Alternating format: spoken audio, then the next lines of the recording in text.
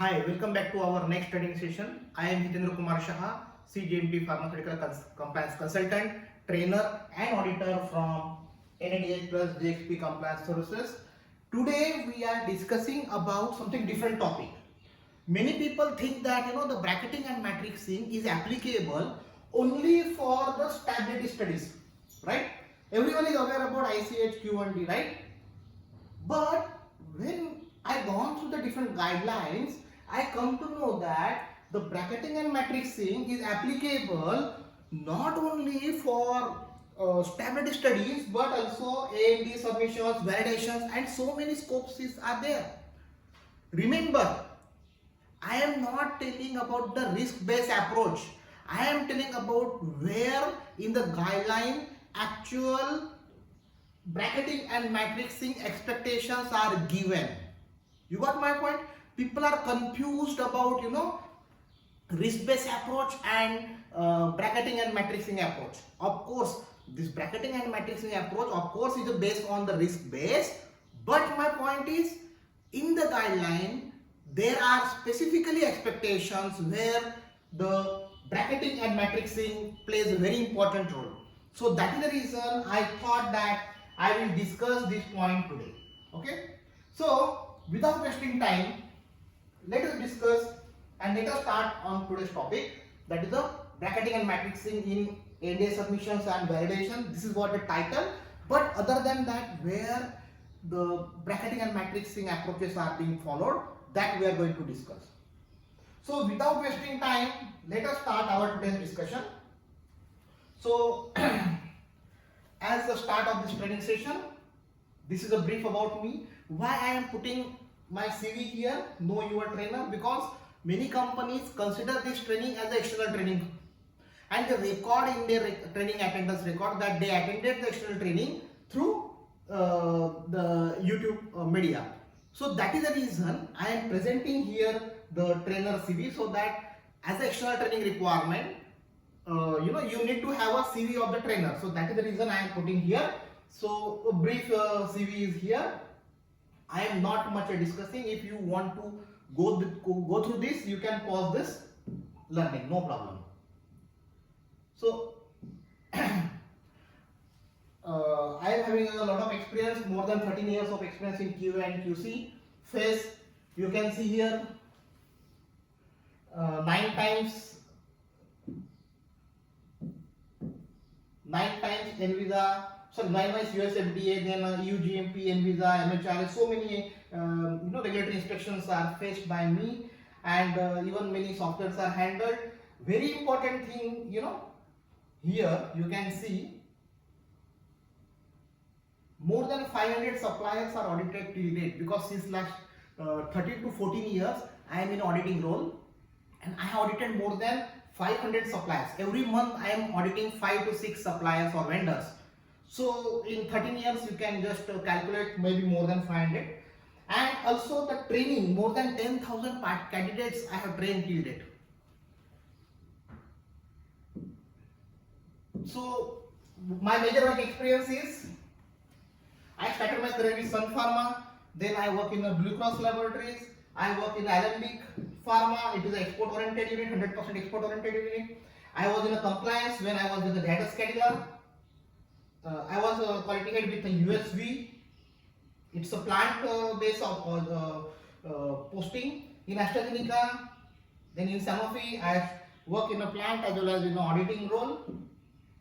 In Sanofi, I was in external sourcing. In Milan, I work.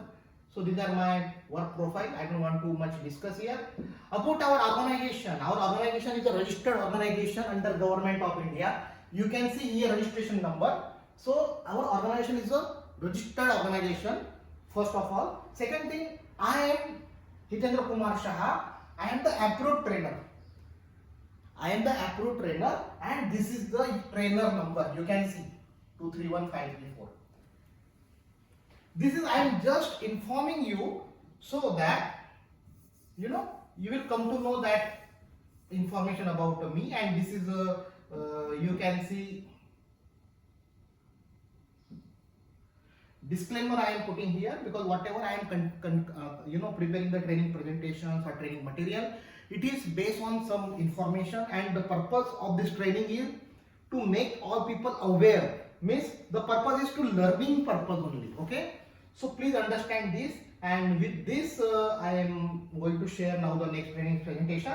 And if you want to implement this whatever I am discussing, you can refer the current guideline, because I am preparing this video today, but the video will be in a YouTube for long period, so you need to refer the current guideline before implementation. But of course the concept, the strategy, the scientific rationale behind the discussion will remain the same. Okay.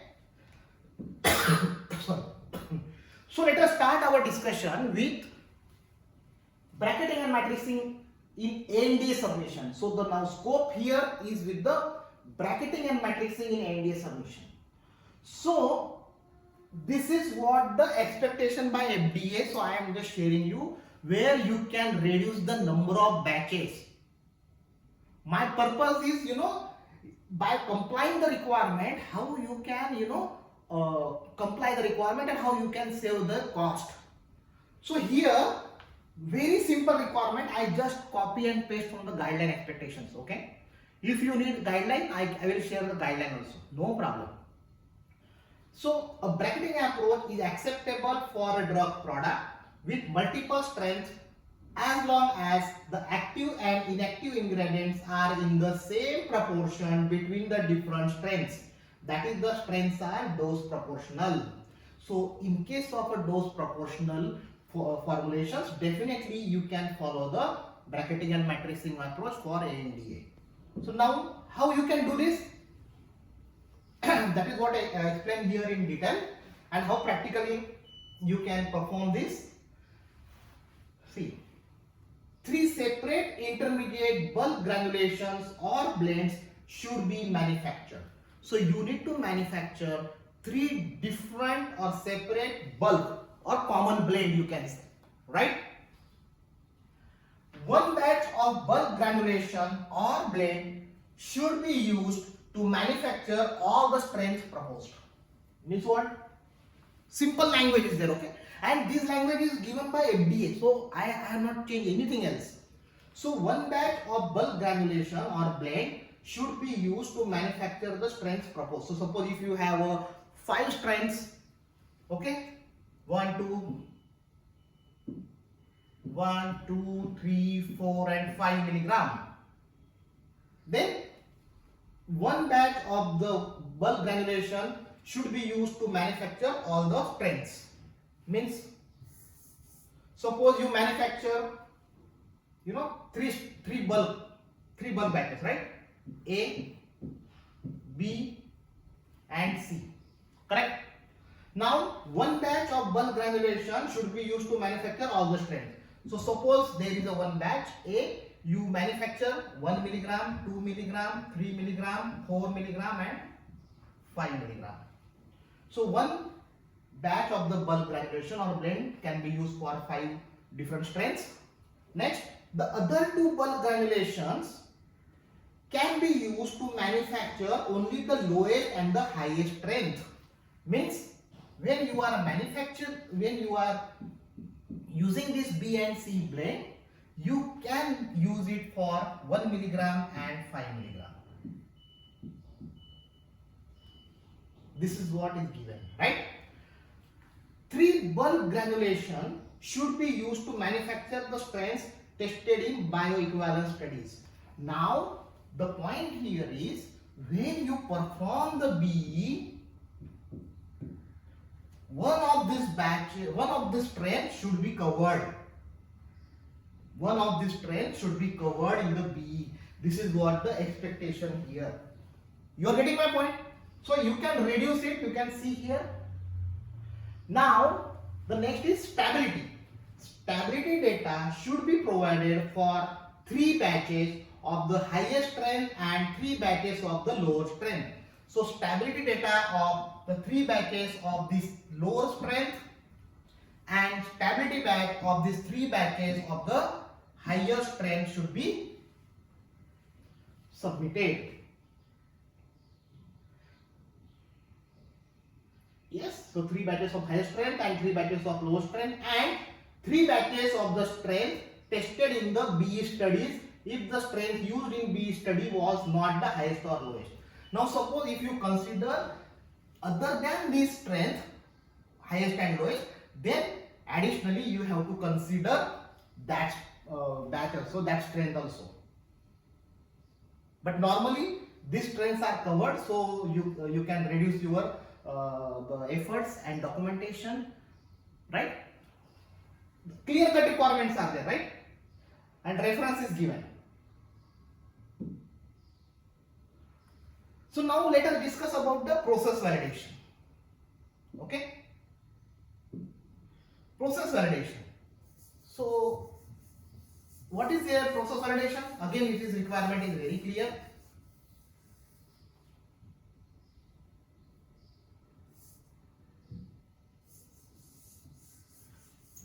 Requirement is very clear.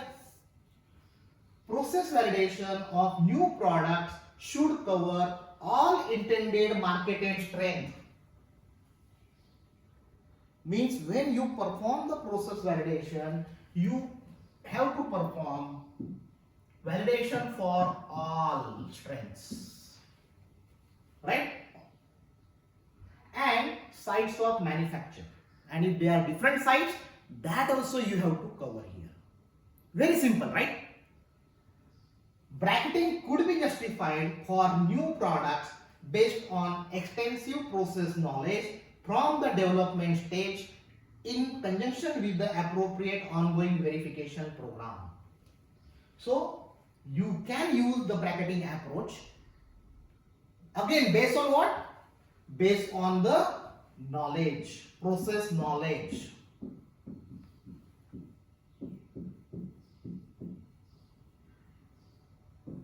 This process knowledge plays very important role when you are performing the process validation.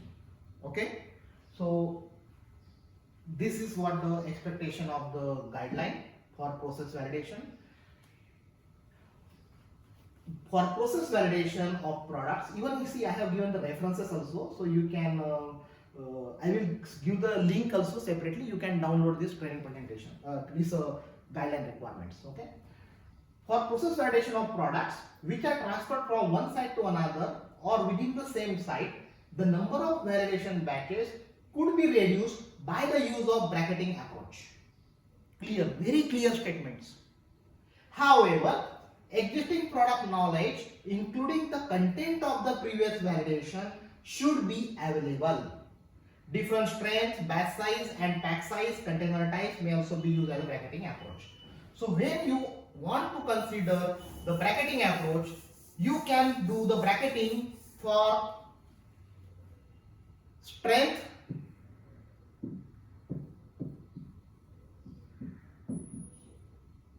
or simply you can see here strength, batch size, pack size and container. So if you consider this, you can very well consider, you can very well follow the bracketing approach, and you can even comply it, and you can comply it, and you can save the cost. See, I am not in the interest to only save the cost. I am just explaining that how you can comply the requirement with and then during compliance, can you reduce the cost? That is what I am discussing here, right? Now let us discuss again the cleaning validation, and this is a PDA guideline reference. I will share that also. Sorry. The representative from the group is usually the worst case among products or equipment in a group. Sorry. The representative from the group is usually the worst case among products or equipment in the group. Grouping is also called the matrixing. Family matrixing, family approach or bracketing. One requirement for grouping is that product and equipment be cleaned by the same cleaning process. So you can perform the bracketing and matrixing approach. You can perform the bracketing and matrixing in the cleaning validation if the equipments are cleaned with the same cleaning process. I have seen one of the company where they were manufacturing different formulations but they were having a common procedure. And they did the cleaning validation only for the liquid orals, while they were manufacturing the tablet, they were manufacturing the ointment, they manufactured the gel, they were having the sterile products, multiple products where they were manufacturing, multiple formulations were there, but the cleaning validation was done only for the liquid orals. I have seen that, and that company got the FDA warning letter also. So here my point is the guideline is very clear, only thing we need to understand properly. Products may be grouped together if they are manufactured on the same or equivalent equipment, correct? And cleaned by the same cleaning procedure. Equipment may be grouped together if they are similar and can be cleaned by the same cleaning procedure. And this is the PDA technical report 29 reference is given for cleaning validation. Right? Simple requirements. Now in analytical method validation, so when you are performing the intermediate precision in during the analytical method validation, so this is the expectations. So when you are performing the analytical method validation, specifically the intermediate precision, then it is mentioned here, typical variations to be studied include days, analysis, equipment, etc. So you need to evaluate some variations, right? During this intermediate precisions. This is in line with the ICH guideline, this is the reference. It is not considered necessary to study these effects individually. So it is not required to change the different days, it is not required to change the different analysis, it is not required to change with different equipments, not required. But the use of an experimental design or matrix is encouraged. So you can make a matrix about this analyst and this X analyst with the Y equipment, then Y analyst with the Z equipment. Like that you can make a matrix, and that also you can follow the intermediate precision testing for analytical method validation. Hope the point is very clear, right? In Mediafield also you can use the bracketing and matrixing approach. Mediafield studies. Requirement is clear, guideline is there, EU guideline is there, very clear. Very clear, I think you can read the statements also. Determining the representative sizes of container closure combinations to be used for validation. Bracketing or matrix approach may be considered for validation of the same container closure configuration for different products where process equivalence is scientifically justified. So you have to consider the process equivalence, that the process is same. Then definitely you can have the bracketing and matrixing in Mediafield also. Right? Don't worry, this is the guideline statements. Okay, guideline references are there. These are not my statements. Please remember, this is what I am presenting exactly in line with the guideline. ICH Q1D, of course, this everybody is aware about that. You can perform the bracketing and matrixing as per the ICH Q1D guideline, right? For stability studies. So I thought that as this is the topic for bracketing and matrixing, let us touch upon the ICH Q1D for bracketing and matrixing. Bracketing can be applied to studies with multiple strengths of identical or closely related formulations. So, example is given by the guideline. Capsules of different strengths made with different fill plug sizes from same powder grain or tablets of a different strength manufactured by compressing varying amount of the same granulation. So if you have a common blend which is filled in the different size of capsules, or if you have a common blend which is compressed to get the different strengths of the tablets, you can follow the bracketing approach. Simple, right? In case where different excipients are used among strengths, bracketing generally should not be applied.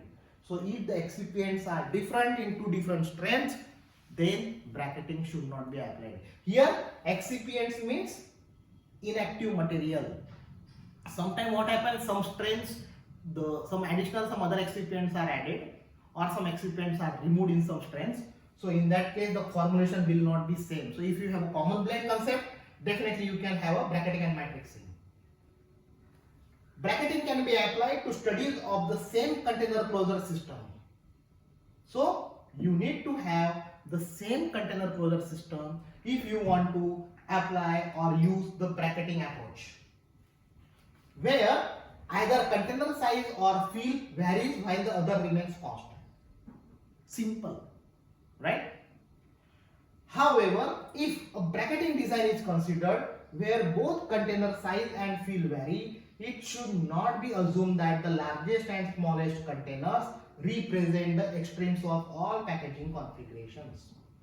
So if your the container size and fill is varying, you cannot use this approach. Very simple, clear-cut message given by ICH Q1D. Care should be taken to select the extremes by comparing the various characteristics of the container closure system that may affect product stability. So you have to consider the extremes. Okay. These characteristics include container wall thickness, closure, geometry, surface area to volume ratio, headspace to volume ratio. So this is the example or photograph for headspace to the volume ratio. Water vapor permeation rate or oxygen permeation rate per dosage unit or unit fill volume, etc. This guideline is very clear, so I thought that let us take it. And if you need to understand more in detail about ICH Q1D, then definitely there is a separate training webinar about 1 hour webinar that you can attend. I will share the link of that webinar also. But this is what with respect to the bracketing and matrixing, so I thought that I will discuss this to you. Matrixing is a design of a stability schedule. So this we were discussing about the bracketing, and now here we are discussing about the matrixing. So matrixing is a design of a stability schedule such that a selected subset of the total number of possible samples for all the factor combinations would be tested at a specified time point. So if you want to reduce the total number of possible sampling or total number of the the periods, you can say, then you can follow the matrixing approach. The design assumes that the stability of each subset of samples tested represent stability of all samples at a given time point.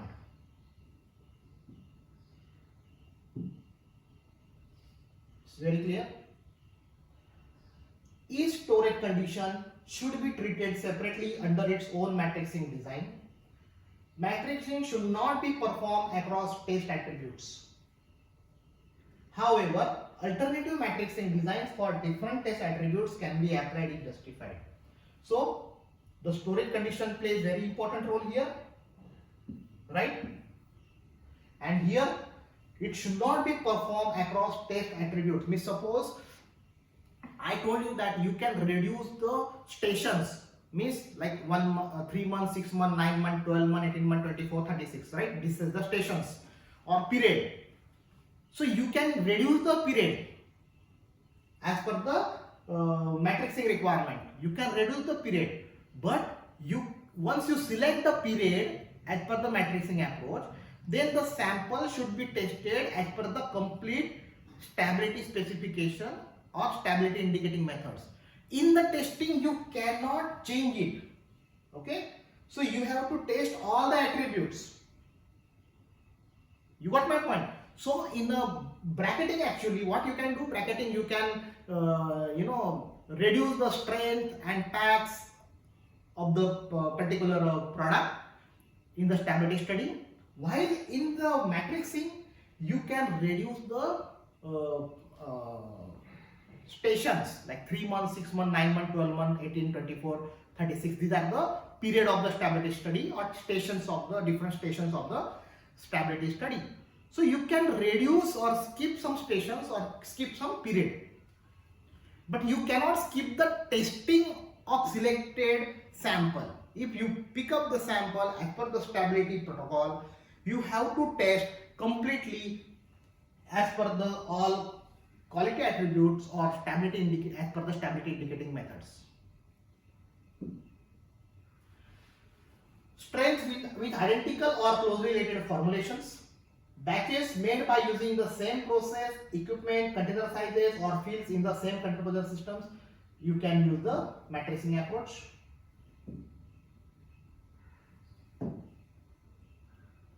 For matrixing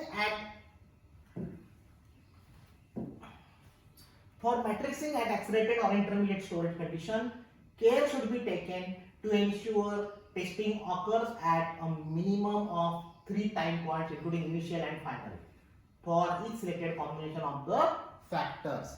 Now here I just want to ask you the question, and if you understand this, I just want to ask you the question and you can respond to the question in the comment section. Now when we are performing the stability study, we are performing the stability study at an accelerated condition, intermediate and long term, right? Yeah. And when accelerated condition sample fails, then we are moving to the intermediate, right? Now my question is, when today I am putting the samples in the stability chambers at at accelerated condition, then intermediate and long term. When I am putting these samples here, so can you tell me, should I test all these 3 samples at 3 months, 6 months or whatever your period is there?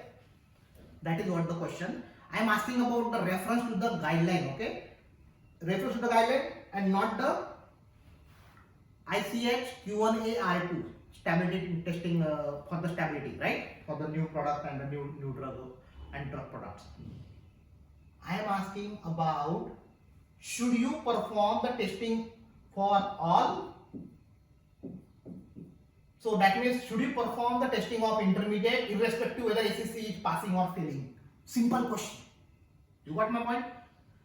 Again I am asking you, you are performing the stability study, you are putting the samples at accelerated, intermediate and long term conditions, and then at specific intervals like 3, 6, 9, 12, whatever, you are performing the testing, right? My question is, the sample is not failing at accelerated condition. So is it really required, if the sample is not failing at accelerated condition, still you should perform the testing at intermediate conditions? That is what my question is. You can respond to your all questions, respond to this in the comment section. Because many people are making this mistake, so I thought that I will raise this question. Hope the question is clear, right? When a matrix or design factor is applied, if one strength or container size and or field is no longer intended for marketing or stability study of that strength or container size or field can be continued to support the other strengths. So you can continue with the other strength. This is the guideline. You all are aware about that. Now what happened? There are so many places even where you can reduce it. You can reduce the efforts. But the efforts which are reduced should be scientifically justified. And there should be the scientific rationale. So in case of whole time study or some method validations with respect to the different strengths and some temperature distribution studies, and there are so many other studies where you can reduce the efforts, but my point here is, you can reduce the efforts, but it is based on the risk-based approach.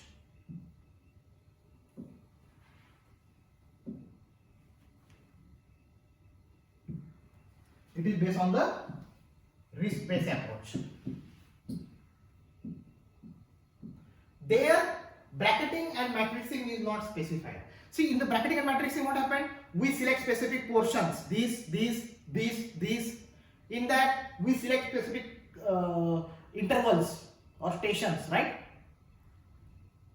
But there are some cases like whole time study, temperature distribution, and so many like method validations and all.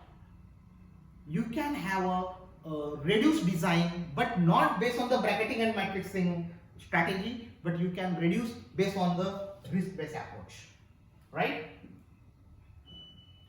And finally, I just want to share you the information that that you can make a benefit of a membership program, YouTube membership program.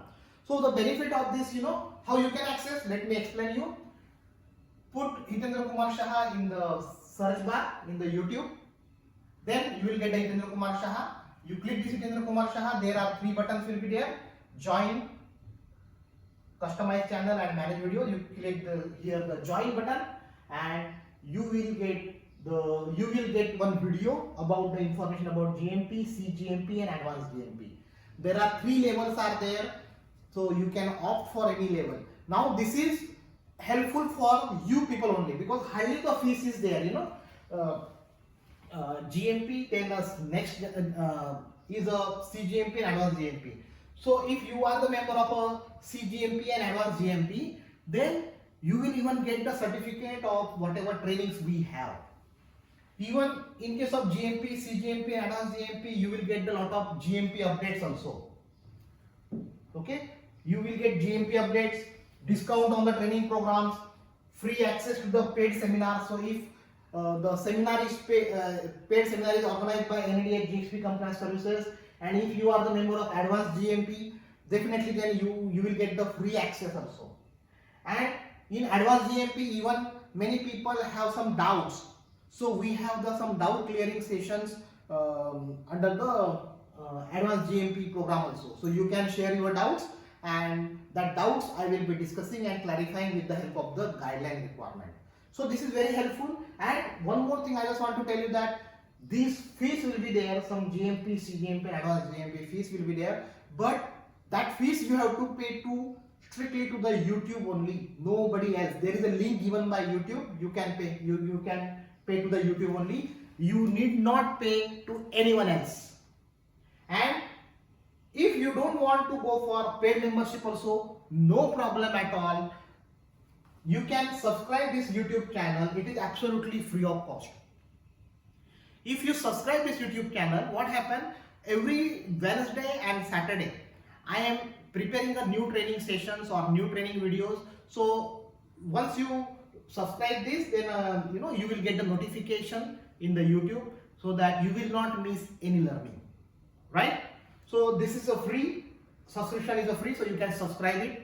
And of course, you can share this link of the video to your colleagues, so that they will also get benefit from this session. If you are interested in our all services like the third-party audits, trainings, or CGXP remediations, or so many other services are there, definitely you can contact us. You can go through this website for our services. Thank you so much, and ensure all-time compliance. Thank you so much.